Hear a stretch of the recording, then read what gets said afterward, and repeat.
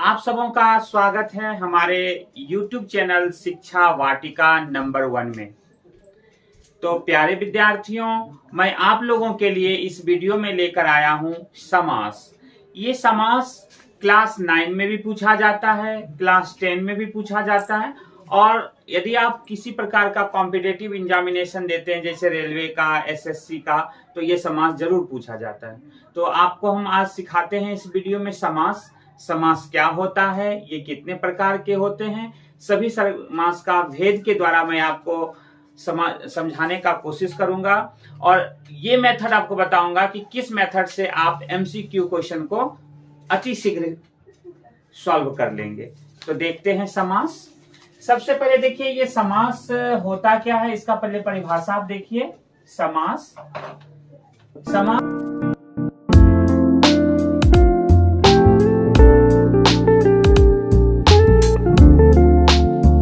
देखिए समास किसे कहते हैं?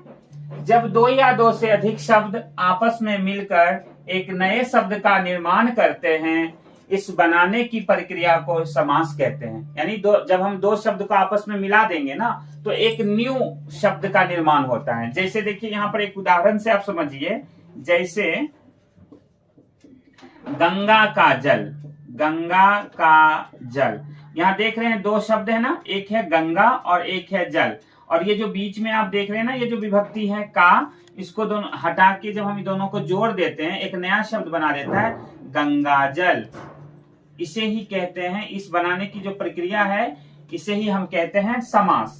देखिए समास में आपको सबसे ज्यादा महत्वपूर्ण क्या समझना है, इस पार्ट को कहते हैं विग्रह पद। विग्रह पद। और इस ज्वाइंटिंग वाला जो पार्ट है ना, इसको कहते हैं समस्त पद। तो परीक्षा में आपका जो समास से क्वेश्चन रहेगा कि समस्त पद दे देगा, आपको पूछेगा कि टाइप्स क्या हैं, या समस्त पद दे देगा, आपको पूछेगा इसका विग्रह क्या होगा। तो देयर आर 2 टाइप्स के आपका क्वेश्चन पूछेगा समास से। ठीक है, तो समास से 2 प्रकार के सवाल पूछेंगे। आपको हम सिखाते हैं समास कितने प्रकार के होते हैं, और आप किस ट्रिक से मैट्रिक पास करेंगे वो मैं आपको आइडिया बताता हूं, देखेंगे। यदि आप हमारे चैनल पर नए होंगे तो चैनल को सब्सक्राइब करना नहीं भूलेंगे। तो देखते हैं समास के भेद। तो देखते हैं समास। समास 6 प्रकार के होते हैं: तत्पुरुष समास, द्विगु समास, द्वंद्व समास, कर्मधारय समास, बहुव्रीहि समास और अव्ययीभाव समास। तो हम यहाँ पर जो 6 भेद लिखे हैं, इस 6 भेद को आपको एक एक करके उदाहरण के द्वारा और ट्रिक से हम समझाने की कोशिश करते हैं कि किस तरह से आप एमसीक्यू क्वेश्चन को सॉल्व करेंगे। तो देखते हैं इस वीडियो को। तो सबसे पहले मैं आपको सिखा रहा हूं यहाँ पे तत्पुरुष समास। तो देखिए तत्पुरुष समास में क्या होगा, इसमें 2 चीज को ध्यान रखेंगे कि तत्पुरुष समास में आपका होगा कारक चिन्ह। कारक चिन्ह। और दूसरा चीज आपको क्या ध्यान देना है इसमें, कि इसका जो दूसरा पद होगा वो प्रधान होगा। दूसरा पद प्रधान होगा। ये दूसरा पद क्या होता है, मैं भी आपको उदाहरण से समझाता हूं। दूसरा पद प्रधान होगा। देखिए उदाहरण में देखिए जरा सा, जैसे कि राजा का पुत्र, यहां देख रहे हैं ना, तो ये हो गया आपका पहला पद और ये हो गया आपका दूसरा पद। ये जो पहला पद और दूसरा पद में आप देख रहे हैं, यहाँ पे यदि हमने लिखा कि राजा की पुत्री, ठीक है ना, तो ये हाँ ये पहला पद और ये दूसरा पद।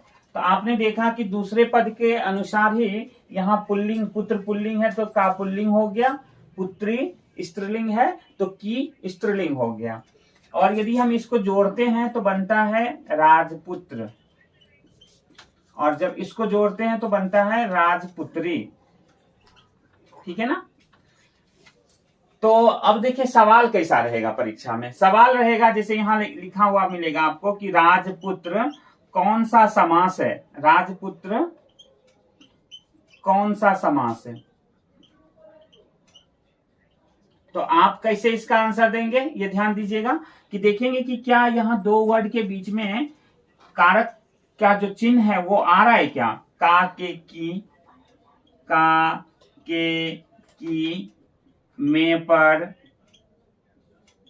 से, को, के लिए, इतने शब्द आपके होंगे कारक से जुड़े हुए जो कि तत्पुरुष समास में प्रयोग में आते हैं। यदि ये आपको मिल जाए कहीं भी तो समझ जाइएगा कि ये तत्पुरुष समास का उदाहरण है।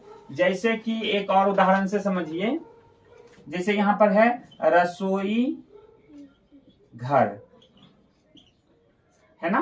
तो यहां पर देखिए रसोई और घर दो शब्द मिल रहे हैं ना। इसमें देखेंगे कि क्या ये कोई साइन इसमें इन्वॉल्व है क्या।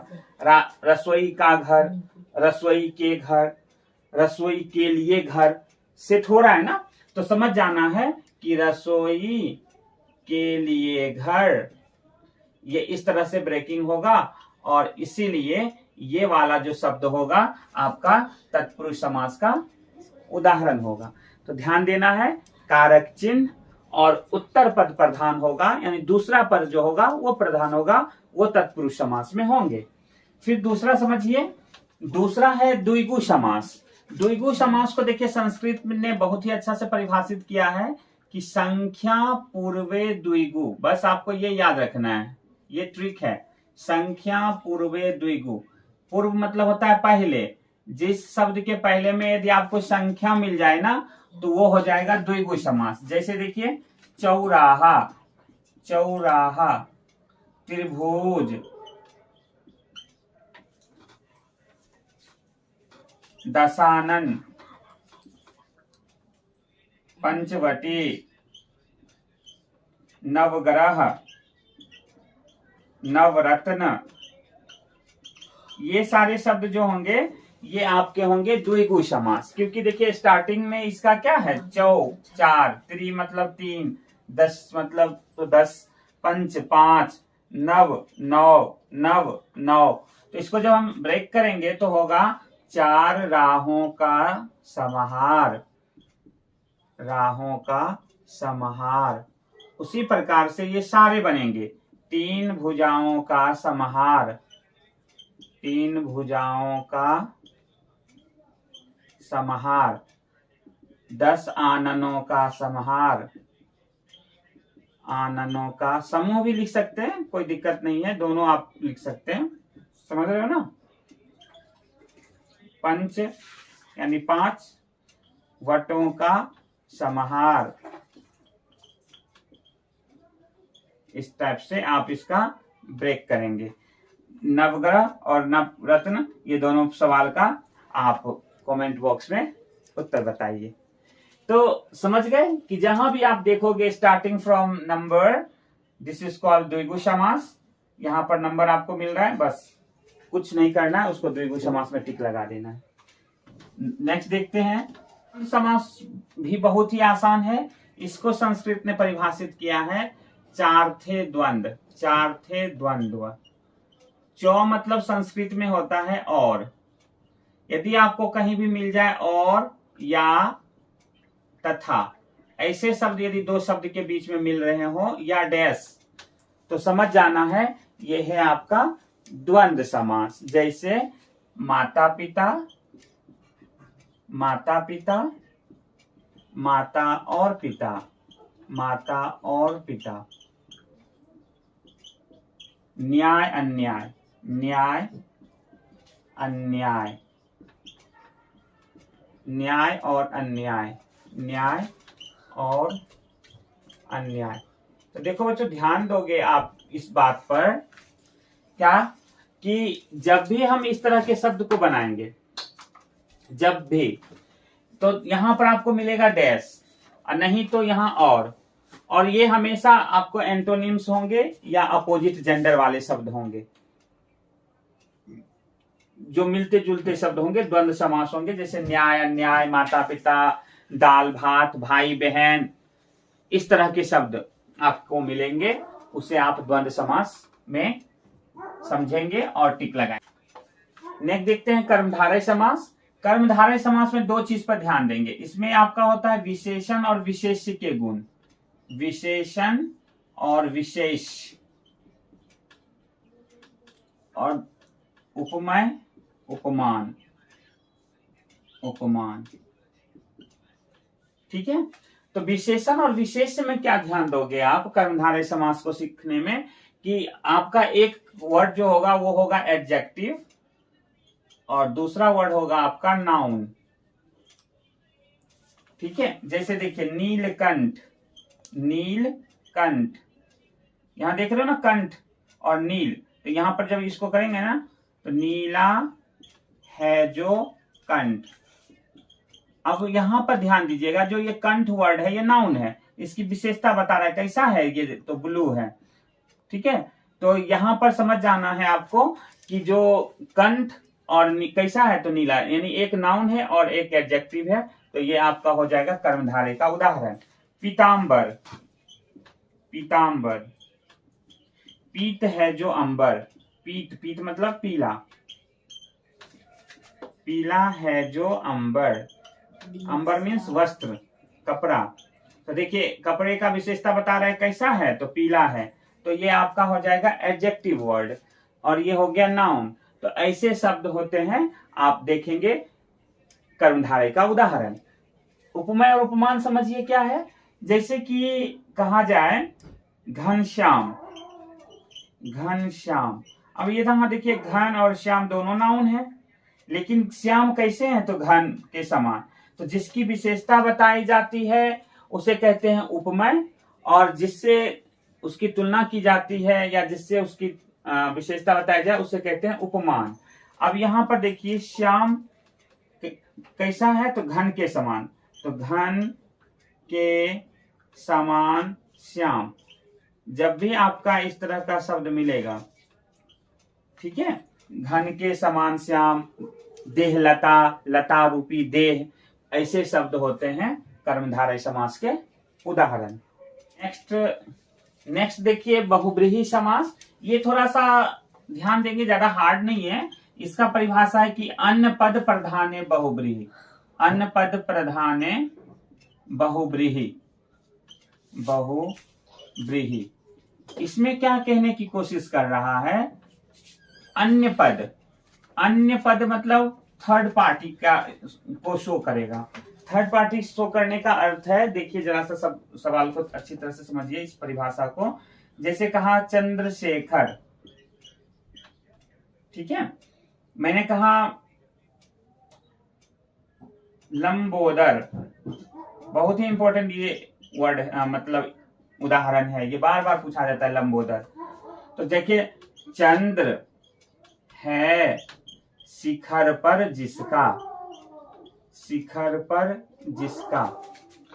जल्दी से कोई कॉम्पिटेटिव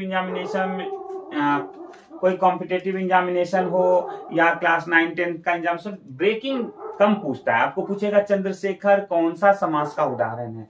तो थर्ड पार्टी को देखिए इसको कैसे कर रहा है, चंद्र है शिखर पर जिसका, किसके शिखर पर चांद है, देखिए ना शिव जी को आप इस तरह से जटा के ऊपर उनका इस तरह से चांद रहते हैं ना, इसलिए इनका नाम है चंद्रशेखर अर्थात शिव।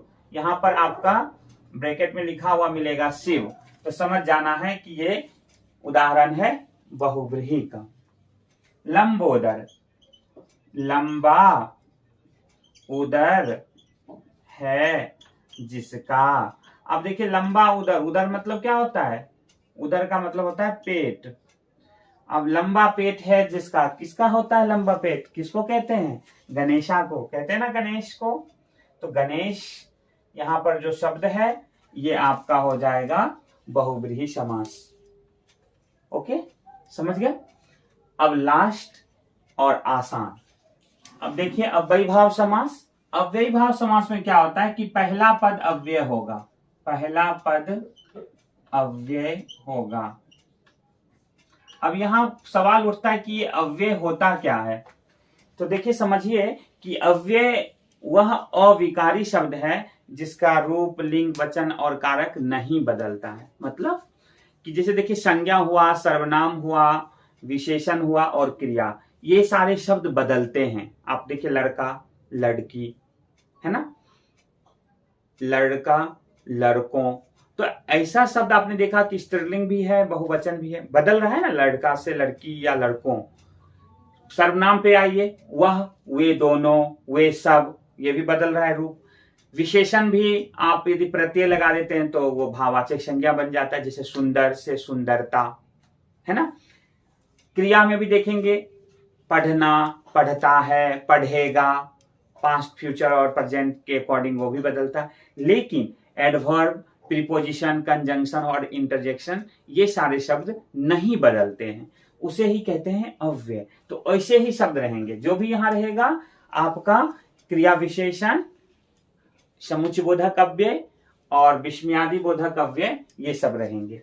जैसे देखिए आसान है ये, थोड़ा 4-5 ही इसका उदाहरण है, आप उसको रट्टा मार लीजिए, वो सवाल हमेशा रहता है, उससे ज्यादा कुछ नहीं। जैसे देखिए यथाशक्ति,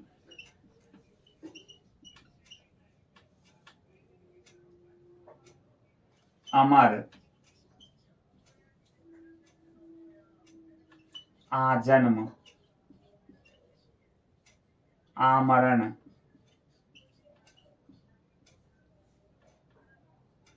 भरपेट, प्रतिदिन,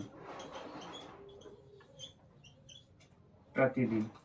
तो देखिए यहां पर हो जाएगा, यथा लगा है ना, ये यथा, ये सब भर और प्रति, ये सब आपका क्या है, अव्यय।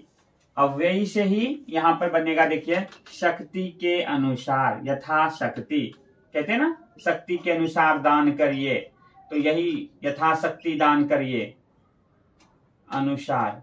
तो ये शब्द हो गए आपके अव्ययी भाव के उदाहरण। अमर, नामर, ठीक है। देखिए नामर वाला जो शब्द है ना, कभी कभी किसी किसी बुक में ना नए समास में भी लिखता है, नए समास में भी, जो कि तत्पुरुष के अंतर्गत भी आता है। तो आप ध्यान दीजिएगा एक चीज और, कि नए समास जब आगे में नामर, अमर ऐसा वाला वर्ड आता है तो उसको नए समास में है, तो इसको यहां से हटा ही दीजिए, आप कंफ्यूज हो जाओगे। इसको नए समास अभी आपको नहीं समझना है, नए समास क्लास 9 और 10 के सिलेबस में नहीं है, इसलिए इसको यहां से हटा ही दीजिए। आजन्म समझिए, जैसे आजन्म, जन्म से लेकर, जन्म से लेकर, ठीक है ना, जन्म से लेकर। आमरण, मरण तक, कहते हैं ना, आमरण हमारी तुम्हारी दोस्ती रहेगी, मरण तक तुम्हारी हमारी दोस्ती रहेगी, तो ऐसे वर्ड। भरपेट, पेट भरकर, पेट भरकर, और प्रतिदिन, दिन दिन। जो भी शब्द रिपीट होगा, देखिए यहां भी डैश है, जो कि मैंने आपको द्वंद्व समास में भी समझाया है, यहां कंफ्यूज नहीं करिएगा। वहां होगा रात दिन, दिन रात, यहां दिन दिन। देयर आर सिमिलर वर्ड्स, ठीक है। सिमिलर वर्ड्स यदि रहेगा, गली गली, ठीक है, गली गली, दिन दिन, और तो ऐसे शब्द को आप रखोगे अव्ययी भाव समास में। तो मैं आशा और उम्मीद करता हूं कि आप समास के सारे पैटर्न को सीख लिए होंगे। आप बार बार रिपीट करके इस वीडियो को देखेंगे और आप समास पर आपकी पकड़ अच्छी हो जाएगी। मैं अपने वीडियो में MCQ क्वेश्चन भी डाल दूंगा, जिससे कि आप अधिक से अधिक वहां से प्रैक्टिस करेंगे और आपको समास आ जाएगा। तो मिलते हैं नेक्स्ट वीडियो में।